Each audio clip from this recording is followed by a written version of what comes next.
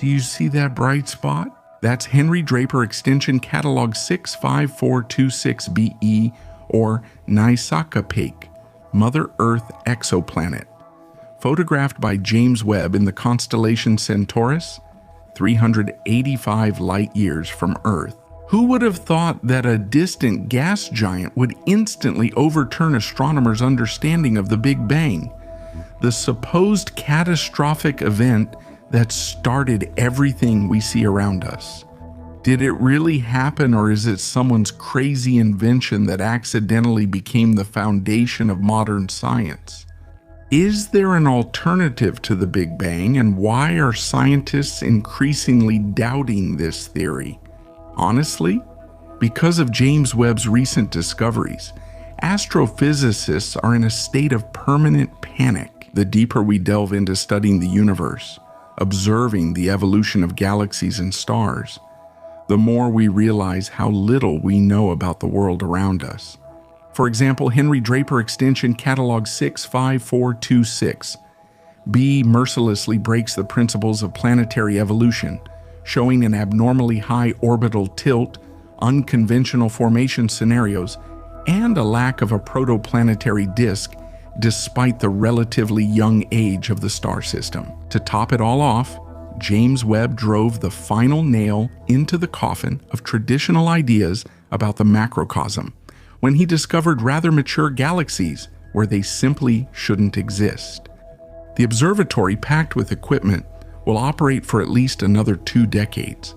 What awaits us next if the telescope's discoveries are already so baffling? And what will happen when more advanced successors to James Webb appear?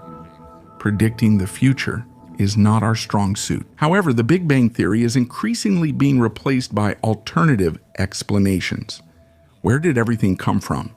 The most popular is the oscillating universe model. According to this theory, the universe goes through an infinite number of cycles of expansion and contraction. After the global explosion, a catastrophic shock wave occurs, and a long period of expansion begins. But eventually, gravitational collapse sets in, meaning the universe gradually contracts. If we take this theory as an axiom, it turns out that the Big Bang is not an exclusive event at all, but rather a routine and ordinary occurrence. Many astrophysicists consider this model and similar ones, such as the Big Bounce, to be attempts to combine gravity and quantum mechanics, which is speculative. But how do we know how accurate the theory is if we don't know the truth? Where did the doubts about the familiar and comfortable Big Bang Theory even come from? Why not just be satisfied with it and stop looking for questionable alternatives? First of all, the situation is influenced by various anomalies that James Webb, thanks to the super instruments of NIRCam, periodically finds in the depths of space. These objects completely shatter cosmological principles because their properties and behavior do not match the standard model at all. According to the Big Bang Theory, there cannot be mature, old, and especially dead galaxies in the early universe. But in 2024, the James Webb Space Telescope discovered ZFUDS 7329 located at about 3. During the research, it was found that the process of star formation in this supermassive galaxy ended 800 million years after the Big Bang. This forces us to question the reliability of the traditional cosmological model. Where did the young universe get the strength and energy to create such a massive cluster and then destroy it? What is responsible for gravitational interaction and formation? In widely accepted theories, one of the components is always dark matter, and although its existence hasn't been proven in equations, it's impossible to do without this assumption. But when James Webb Space Telescope discovered this anomalous galaxy, astronomers had to think hard about it. We're talking about JT's JavaScript Z13.1, discovered in 2024. It, like its counterpart,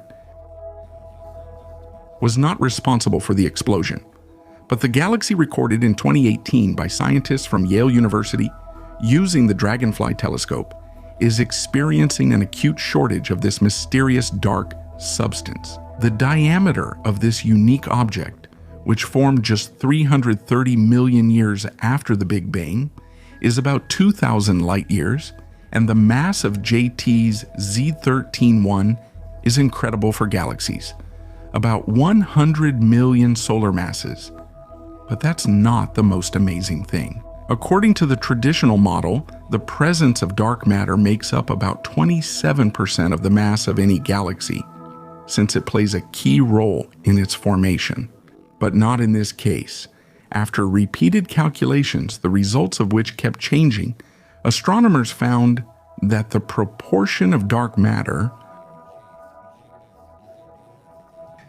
is anomalously low compared to similar objects. To understand the scale of the problem, it's enough to mention that dark matter is considered a kind of framework for the formation of galaxies. Thus, its absence in practice would mean the same as if a person were born without a spine and bones. Sometimes there are even suggestions about the artificial origin of the object. An analog of galaxies with a minimum of dark matter is also Big Will, a massive object discovered by James Webb Space Telescope in 2024, which formed 800 million years after the Big Bang. This galaxy is also spiral-shaped, which is considered impossible under the conditions of the early universe. Which anomalous galaxies are associated with possible technosignatures of the most distant structure? At the moment, the Henry Draper, one cluster located 13.4 billion light-years from Earth, is considered by some to be a kind of megastructure of artificial origin. In 2022, the galaxy was discovered by James Webb, and according to preliminary findings, stars in Henry Draper 1 are forming at an anomalous rate of more than 100 per year. It is possible that the extraordinary brightness is due to an ancient supermassive black hole, which is absolutely uncharacteristic for the early period of the universe's development. Hence the assumption about a megastructure, a Dyson sphere, or some other unknown one. In any case, the object does not fit into the established theory on which terrestrial cosmology is based. By the way, alternative models formulated by some scientists sometimes turn out to be just as anomalous as the objects we've just talked about. Which one holds the record? The first place among original theories can't be given to a single contender. There are several, for example, plasma cosmology.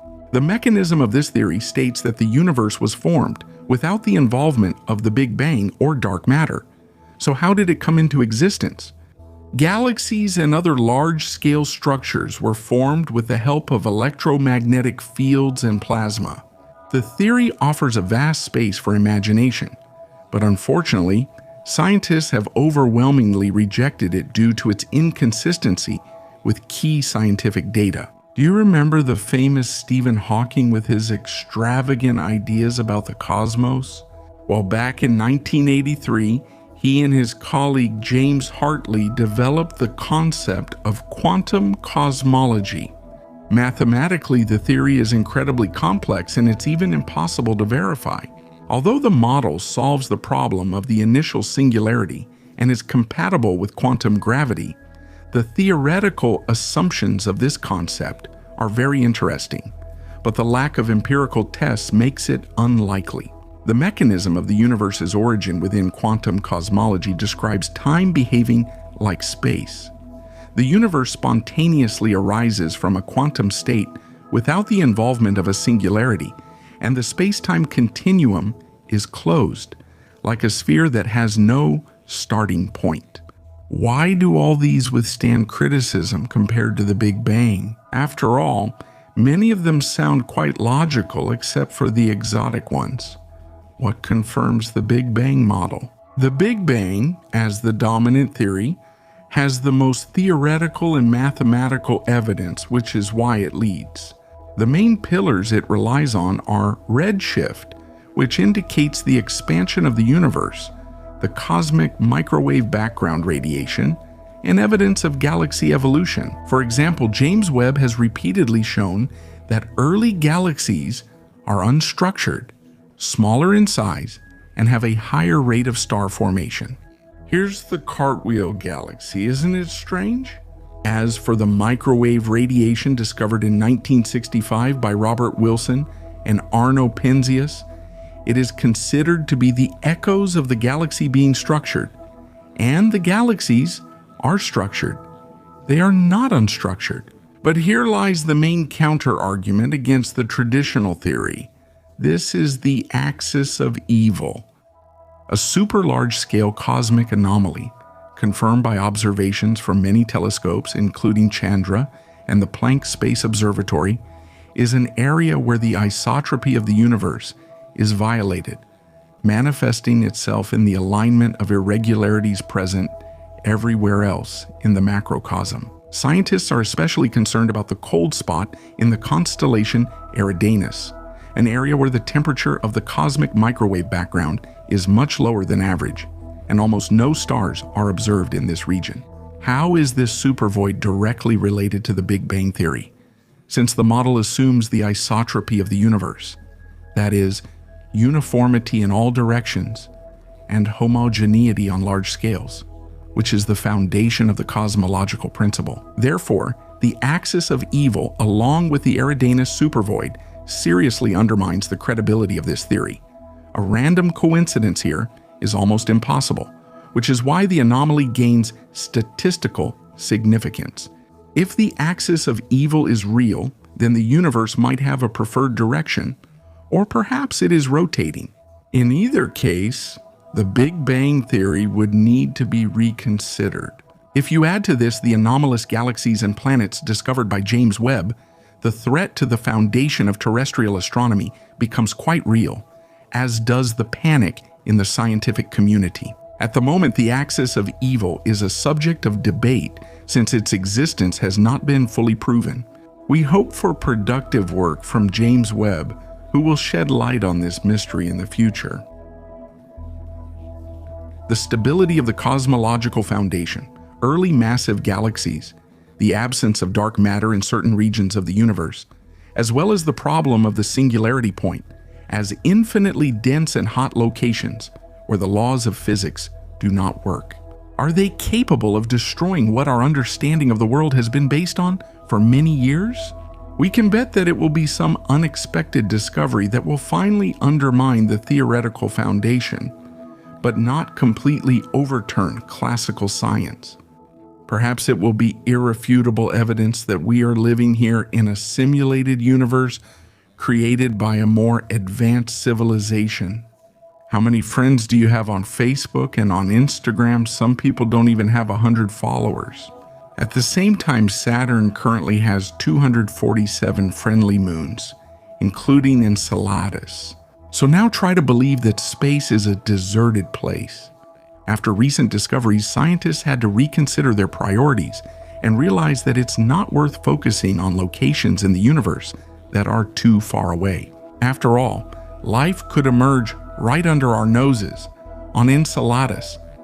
Where did these conclusions come from? It's just that Enceladus is another object in the solar system with a hypothetical global body of water inside. And where there's liquid, it's quite possible that life is thriving. Actually, Enceladus is quite intriguing. The Saturnian moon is tiny, only 500 kilometers in diameter, about the size of Iceland, a completely frozen world under whose icy shell, according to many astronomers, a water ocean is splashing. But how did we find out about this? After all, no one has ever landed on the surface of Enceladus, a celestial body 25 times smaller than Earth. Yes, there were no manned missions, but for many years the Cassini spacecraft orbited close to this moon. So what did it find out? Despite its rather modest size, the object is incredibly active. National Aeronautics and Space Administration specialists claim that Enceladus is literally bursting at the seams from the overwhelming energy inside it. To back up their claims, they showed this image. What does it depict? Here, Enceladus clearly demonstrates the process of cracks caused by cryovolcanism. This is where the first evidence of possible life in the ocean of this moon lies. Enceladus's geysers, through cracks formed in its icy crust, shoot monstrous jets into space filled with water vapor, gases, trace elements, and ice particles. The height of these plumes is astonishing. They reach up to 500 kilometers. Moreover, the particles from the geysers even fill one of Saturn's rings, the densest one, known as the E ring. By studying the composition of these fountains, scientists are gradually learning what Enceladus's ocean is made of. And for this, there's no need to organize a record-breaking expensive expedition or drill through the many kilometers of the celestial body's crust. By the way, how thick is Enceladus's icy shell? It's believed to be about 30 kilometers deep. Then what incredibly powerful processes could have formed such impressive geysers? Could a jet of water under pressure really break through such a thick layer? The answer is simple.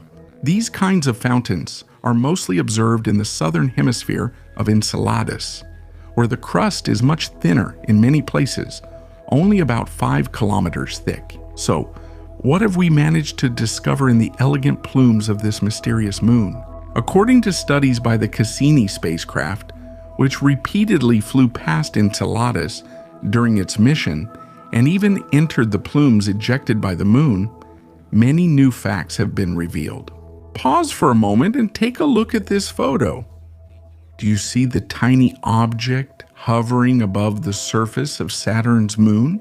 This is the fragile but persistent Cassini probe, tirelessly working in a hostile and dangerous environment so that people on Earth can gain new knowledge about the world around them. It is known that data from such probes is decoded and analyzed by scientists for quite a long time, and only then is it gradually made public. Thus, thanks to Cassini, the world learned what the ocean on Enceladus is made of, and this seriously raised the stakes, placing the celestial body at the forefront of the list of potentially habitable worlds. So, what did the group of scientists from Heidelberg University discover, among whom were Nazara Kavaja, Frank Postberg, Ferdinand Stolz, and Bernd Abel? During the analysis of data from Cassini's instruments, namely Cosmic Dust Analyzer and Ion and Neutral Mass Spectrometer, it turned out that organic cations are present in the plumes erupting from the depths of Enceladus. What does this mean? This indicates that there are hard-to-dissolve complex organic molecules consisting of hundreds of atoms, including oxygen, nitrogen, phosphorus, aromatic structures, and carbon. It is possible that they form a thin film on the surface of this body of water, and later, under the influence of gases, are ejected as plumes at a speed of 2 km/s. By the way, it is precisely because of the tremendous acceleration that the particles overcome the gravity of the satellite and head straight to Saturn's rings. That is, the geysers on Enceladus contain almost all the ingredients needed to make the so-called primordial soup necessary for the emergence of carbon-based life forms. So, the puzzle comes together. There is liquid water, there is energy from hydrothermal vents, with temperatures ranging from 90 to 200 degrees Celsius, and there are complex organics. Bingo. You should hear the deafening whistle with which these spectacular geysers shoot out from under the icy crust. We managed to simulate a sound that is as close to realistic as possible.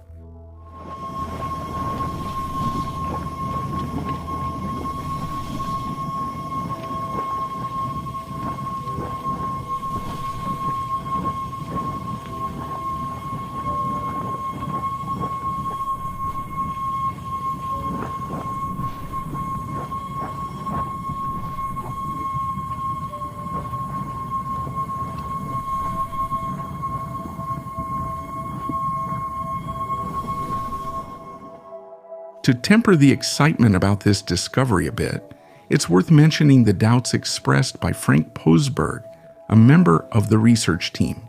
Scientists believe that, in the hot environment of hydrothermal vents, under high pressure, this complex organic matter could have formed abiotically, not related to living organisms, but through a non-biogenic process. To test this hypothesis, more missions are needed, since there are still too many informational gaps. However, at the moment, Enceladus remains the only object besides our planet where all the listed components have been found: liquid water, complex organic matter, and chemical energy. Neither Mars nor Europa has this set of conditions at all. But why does the liquid in Enceladus's ocean show hydrothermal activity? Where did the sources similar to those on Earth come from in the depths of an icy celestial body orbiting in the dead vacuum? Scientists suggest two reasons for the formation of this phenomenon. The first is the radioactive decay of elements in Enceladus's core, and the second, which is more likely, is tidal deformation caused by Saturn's immense gravity. It is assumed that the temperature in the upper layers of the ocean is about minus 45 degrees Celsius, which is significantly higher than on the surface. But the deeper you go, the warmer the water becomes. It can reach about plus 1 degree Celsius, which is comparable to some locations in Earth's oceans. Through careful analysis of data from the Cassini probe, specialists also found that the composition of water on Enceladus may be close to that of Earth's. In particular, it contains salt. What else can this moon surprise us with? In particular, National Aeronautics and Space Administration employees were impressed by this image, which shows a fragment of the field, and this frame illustrates it. These are the so-called tiger stripes, which indicate the moon's once active geological past. Take a closer look at the image. Where do you think these distinct yet chaotic fractures and flat craters could have come from, right? From a distance, Enceladus looks like a giant snowball. Cassini was able to get such detailed photographs because of multiple maneuvers near the moon. Once it flew just 175 kilometers above the surface of the icy moon. In the images, astronomers were even able to see ice blocks up to 100 meters in size after studying these photographs. Peter Thomas, a member of National Aeronautics and Space Administration's monitoring team working at Cornell University in Ithaca, couldn't help but remark that no one expected such a landscape from Enceladus. Why, after analyzing the images obtained from Cassini, do scientists determine the surface age of Enceladus to be implausibly young? It is believed that the studied fragments of this moon's surface are only between 100 and 300 million years old, and in some regions, up to 500 million years, which is extremely little. It turns out that this is facilitated by geyser activity, which periodically renews the surface, erasing old traces. Even huge craters are meant by old traces. So, essentially, Enceladus, thanks to the cracks on its surface through which geysers shoot out like cannons, remains forever young. By the way, the geothermal sources inside the moon are constantly fueled by the gravity not only of Saturn, but also of Enceladus's closest neighbor, Dione. It is noteworthy that the northern hemisphere of Enceladus, which is much less geologically active, is covered with a large number of rather ancient craters, some of which are up to 4 billion years old. However, even under such conditions, thanks to tectonic cracks, the surface is steadily renewed, just at a slower pace. And partially, computer modeling was organized, where the current level of meteorite impacts in the Saturn system was added as one of the variables. It turned out that everything matches up. For the past 300 million years, there haven't been any significant bombardments, so it's quite logical that Enceladus looks almost untouched. Will there ever be a manned mission to this moon? At the moment, especially in light of the information we've obtained, Enceladus is a top priority for astrobiologists. The thing is, if you compare this celestial body to Europa, which is also under close scientific scrutiny, studying the liquid in Enceladus's subsurface ocean is much easier than with Jupiter's moon. Geysers are extremely rare and random phenomena there, so to study the composition of its ocean, it would be necessary to drill through a very thick crust. At the moment, that seems like science fiction, whereas any probe can fly through the plumes erupting from Enceladus's ocean. The second positive aspect is the low gravity of Saturn's moon, which would make landing and takeoff of shuttles easier if they ever reach the object. And the final argument is that organic molecules and other conditions for the potential emergence of life have already been found. So it makes more sense to focus on studying this particular celestial body. As for a manned mission, things are not so simple here. What will astronauts feel on Enceladus? And won't such an experience become their last? Enceladus is radically different from Earth. A simple example: what cosmonauts hold in their hands on Earth has a certain weight, but on Enceladus, that same object would become almost weightless. What does this mean in practice? If you don't hold any object tightly enough, you could accidentally launch it into space. By the way, to exaggerate a bit, even the astronaut himself could accidentally go on an unplanned journey, because taking off from the surface of Enceladus is as easy as sending 2 bytes, since the running speed here is only 239 kilometers. In addition to all that, the presence of Saturnian radiation will pose a threat to electrical equipment, which means it will interfere with communication and the life support systems of the modules. Moreover, the spacesuits of the mission participants could fail unreasonably quickly due to the intense radiation, and that is a direct threat to the lives of the colonists.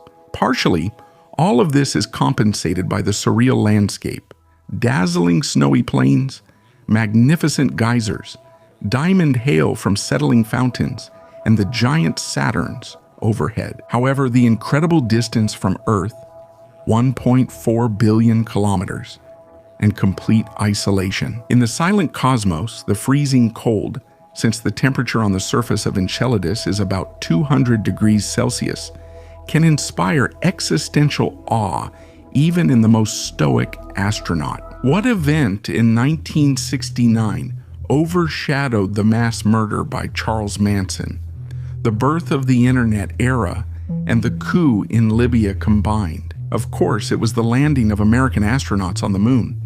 For decades, the pioneers kept silent about it. What secrets were discovered and immediately classified? What kind of bacteria was found on the lunar module's camera? And why has no one flown to the moon since then? When you find out about this, you'll be very surprised and might even change your opinion about Earth's satellite forever. Imagine for a second that you've been preparing for something for many years, and then when it finally happens, your expectations are nothing like reality. That's exactly how, by their own admission, the astronauts of the Apollo 11 crew felt when they first set foot on the moon. Maybe it was a small step for a man and a giant leap for mankind, as Neil Armstrong aptly put it. But even that tiny step was incredibly difficult for a human. Why? Yes, because the moon is a completely alien world to us, where everything, from low gravity to the lack of familiar earthly landmarks, is set against humans, even those protected by spacesuits. What did the astronauts discover on the moon during the Apollo 11 mission and the subsequent ones related to landing on the surface of our satellite? What amazing discoveries shocked and even frightened them? Were there any signs of even microbial life found? And most importantly, when did it all begin? And why did it end so suddenly? The epic of lunar exploration began long before humans landed on its surface back in 1962. However, our satellite was seen with human eyes for the first time by the Apollo 11 crew on July 20-20, 1969. The expedition followed the planned scenario. After launching from Cape Canaveral, the spacecraft, which consisted of a command module that later remained in orbit with one astronaut on board, as well as service and lunar modules, set off for the moon. It was the lunar module that first descended to the surface of the satellite, carrying Neil Armstrong and Buzz Aldrin. Let's skip the details, which included quite a few risky emergencies, such as manually adjusting the landing to avoid accidentally crashing into lunar ridges. And let's talk about the main thing. In the end, the module successfully landed on one of the largest lunar plains, the Sea of Tranquility. Of course, nowadays every schoolchild knows that the so-called sea is actually not filled with water, but with megatons of ultra-abrasive sticky lunar dust called regolith. These basaltic areas were mistakenly called seas because earlier astronomers believed they were actually bodies of water. The size of the Sea of Tranquility is equivalent to the area of Italy, and it is surrounded by numerous craters and highlands. This impact basin most likely formed about 4 billion years ago due to the collision with a huge asteroid, after which volcanic eruptions filled the crater with lava. When the boiling substance solidified, the surface turned into a relatively smooth area. I think there's no need to explain why this location was chosen for the first human landing on the moon. If someone still doesn't get it, let me hint that the Sea of Tranquility is full of basalt for research. It has a minimum of obstacles that could interfere with the landing, and it's also close to the equator, which makes navigation from Earth easier. What did the astronauts discover in this gloomy world, reminiscent of Bulgakov's Pontius Pilot's personal hell? First of all, as we mentioned, the mission participants were struck by the contrast between expectations and reality. The sharp shadows cast by hills and rocks, caused by the lack of atmosphere, the fine, soft regolith with a strong smell of iron, as if fresh blood had been spilled or gunpowder scattered somewhere, and the bright blue sphere above the black lunar horizon. Our Earth, where the cosmonauts' families and everything they hold dear remain. Neil Armstrong repeatedly described his feelings at numerous press conferences, calling the moon a beautiful desert. But what does it hide, and what exactly did the cosmonauts bring back with them? The Apollo 11 astronauts managed to collect about 22 kilograms of basalt and fragmental rocks. As it turned out later, their age was a little over 3 billion years. What conclusions did scientists draw after receiving these treasures for research?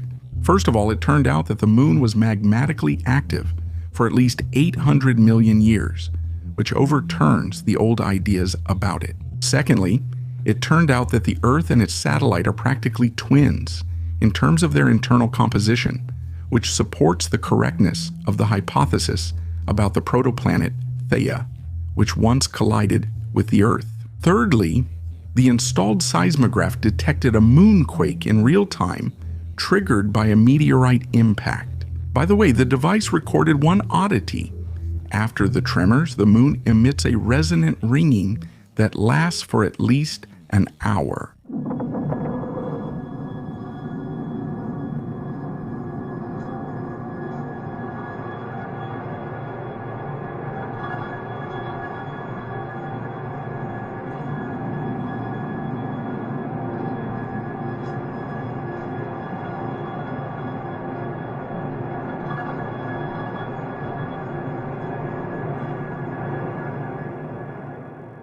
But were there any photographs that proved the reality of this mission? There definitely were. From the first landing to the end of the project, there were about 20,000 photographs. The most famous of them went around the world and caused a real sensation. Even in the photos, you can see how strange and desolate our satellite is. The real icon became the photo of Armstrong's footprint near the lunar module. By the way, in April 2021, the Indian Space Research Organization confirmed the reality of the American lunar mission using the Chandrayaan-2 probe. Here is a photo of the Apollo 11 module. Were there any tests conducted for the presence of organic matter? Of course, yes, but they showed that the moon is absolutely sterile, although there was one biological incident. It happened during the Apollo 12 mission. A colony of Streptococcus mitis bacteria was unexpectedly discovered on a camera that returned from the moon. Later, it turned out that this was an earthly microorganism that somehow survived in a vacuum. This event was amazing in itself, but it led scientists to only one thought. After Earth, humanity began to contaminate another celestial body with its microorganisms, and something will have to be done about it. What locations did the other Apollo missions visit? These were much less comfortable places compared to the Sea of Tranquility. The photo was taken a few seconds before the Apollo 12 module landed. It landed in the Ocean of Storms, Apollo 14 landed in the highland region with very ancient rocks of Framaro, and Apollo 15 at the foot of the Apennine Mountains. Yes, there are Apennines on the moon too. Apollo 16 landed in the Descartes Highlands, and Apollo 17 in the Taurus-Littrow Valley on the edge of the Sea of Serenity. Which of the missions can boast the most amazing discoveries? The last landing, which took place in December 1972, brought astronauts Eugene Cernan and Harrison Schmitt, a truly remarkable event in every sense. They discovered orange soil, initially identified as an artificial formation, but after research it was found to be volcanic glass with titanium inclusions. What does this discovery tell us? That billions of years ago volcanic eruptions with incredible gas emissions raged here? What amazing rock did the Apollo 15 astronauts who landed on our satellite discover? In August 1971, they found the most famous and significant sample of lunar rock. The Genesis rock is a boulder about 18 centimeters long, with a crystalline structure of light gray color and shiny inclusions, and the rock weighs about 270 grams. Astronauts David Scott and James Irwin found it by accident while exploring the Apennine Mountain region. The rock was lying on the edge of Spur Crater, slightly covered with lunar dust. By the way, a few words about it. What surprised the participants of absolutely all missions about the behavior of regolith? Because of the low gravity and vacuum, there is no atmosphere on the moon. This ubiquitous substance, which causes astronauts to have lunar rhinitis, settled on the surface of the celestial body in a very strange way. An earthling, even one unfamiliar with the laws of physics, would immediately suspect something was wrong if dust behaved like that on our planet. The thing is, the regolith would rise with every step the astronaut took, but instead of forming clouds like on Earth, it would settle strictly along a parabolic trajectory. This peculiarity was described by every single mission without exception. But let's get back to the Stone of Being. Why was it called that? Was it the astronauts who named it? That way, they wanted to emphasize the artifact's connection to the birth of the moon, since the age of the stone, according to radiometric dating, is about 4.5 billion years.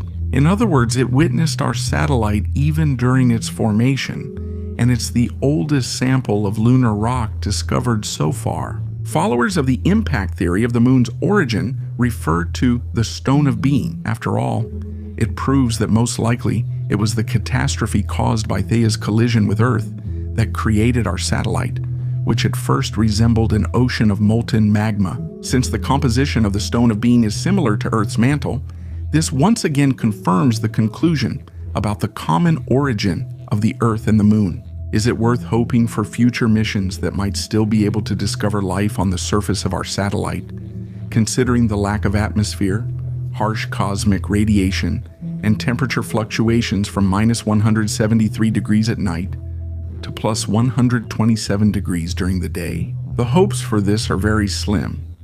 The moon is a surreal world, barren and gloomy, though beautiful in its own way. But sometimes the question arises whether astronauts are hiding some facts from the public.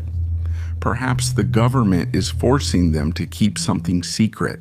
Over the years, there have been various rumors, sparked by slips of the tongue or by things left unsaid. In interviews with the astronauts themselves, for example, Neil Armstrong, Buzz Aldrin, and Michael Collins, who remained in the orbital module during the mission, mentioned several times the strange flashes they experienced on their way to the moon and back. These visual effects occurred even when they closed their eyes. Later, scientists found out that there was nothing mystical about the phenomenon.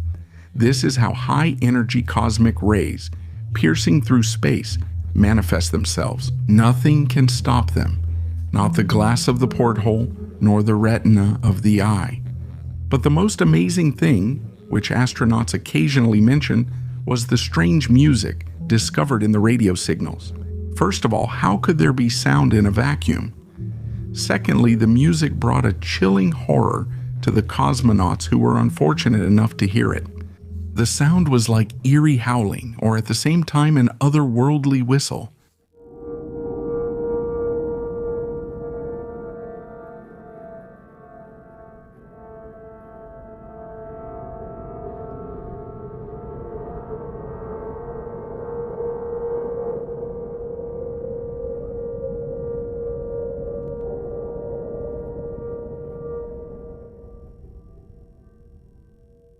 Even stranger, this noise could only be heard on the dark side of the moon.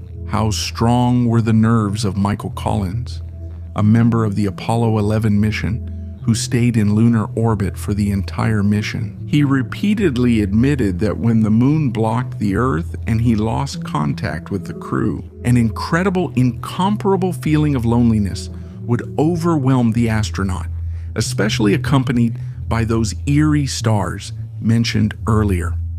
And one last question related to our satellite that I'd like to clarify right now. Why hasn't anyone flown to the moon for more than half a century? During this time, not a single manned mission has been organized. Why did absolute stagnation follow after such activity? Doesn't this make you think that the astronauts saw something that scared them and completely discouraged the authorities from organizing any further missions? Many further speculative projects in this sense have been published and discussed in the media.